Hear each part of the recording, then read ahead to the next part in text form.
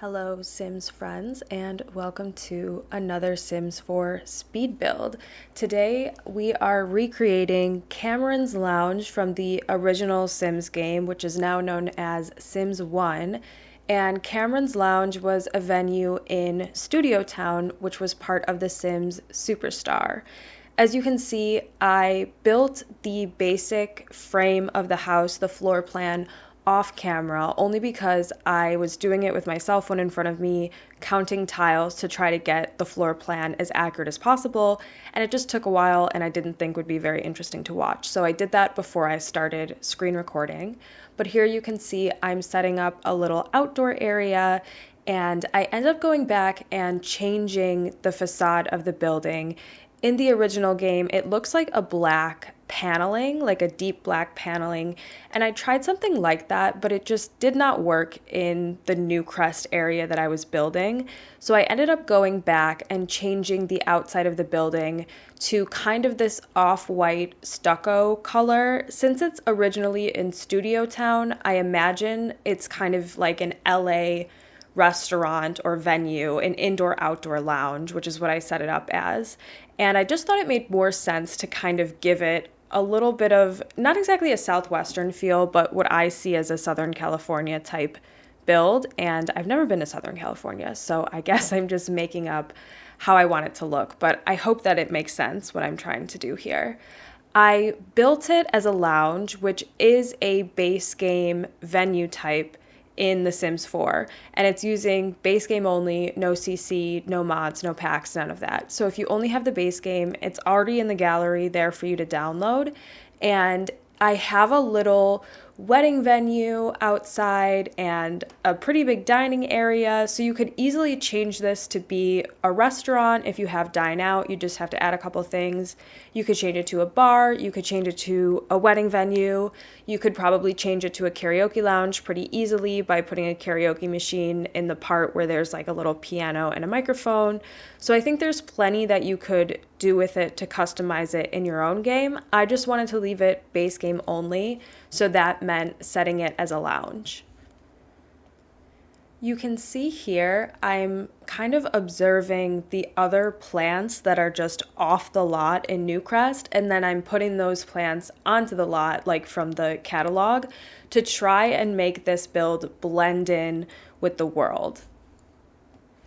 This is on Midtown Meadows, which I believe is a 30 by 40 lot in Newcrest. It's in the northernmost neighborhood, and I try to have at least one community lot in every neighborhood that I build because I like to have a way for the Sims to travel to that neighborhood and have an excuse to be there that isn't like going to someone's house. So this is the community lot that I built in that neighborhood, and I have had Sims go to it since, like the Sims that I have living in Newcrest, and they seem to have had a nice time. I have been working on these recreations of the original Sims lots for a little while now, and I'm pre-recording this. So right now it is before January 14, 2025, when a video from The Sims called Celebrating 25 Years of The Sims, ! Is coming out. So perhaps there will be some interesting information in there about the original Sims game.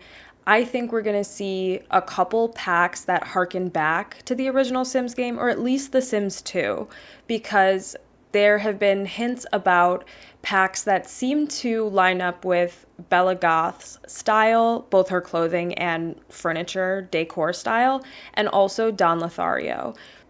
So it's looking like we are going to get some throwback Sims content, which I think would be interesting to use in these builds.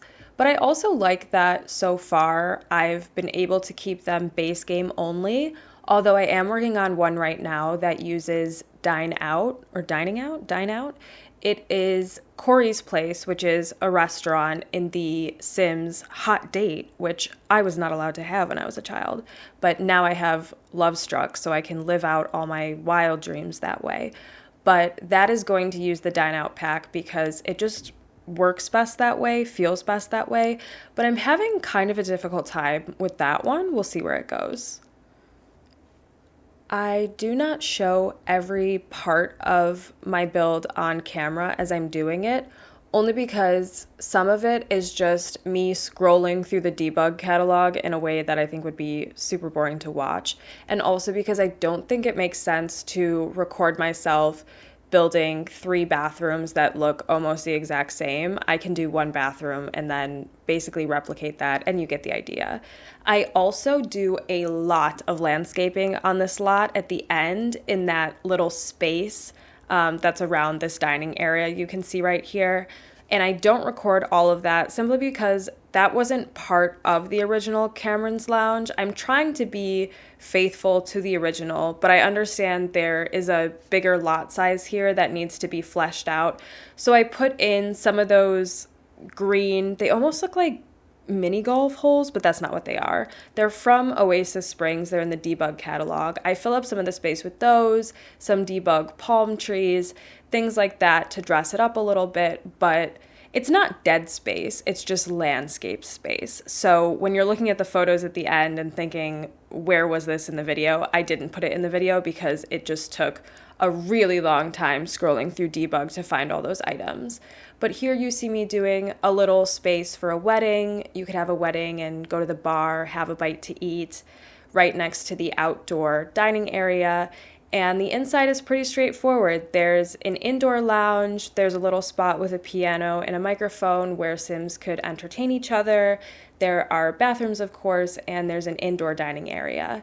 And the hallway inside is a little bit sparse, which is true to the original. It has a fountain in the middle, but I try to leave some open areas because I find that Sims, if they don't have enough space to walk around and talk to each other, they get stuck or they get angry or something goes wrong. So you have to have a little bit of open space in each build. So I'm going to stop talking here. The build is on the gallery. It's under tinysimbug, and like I said, base game only. So please enjoy, and thank you for watching.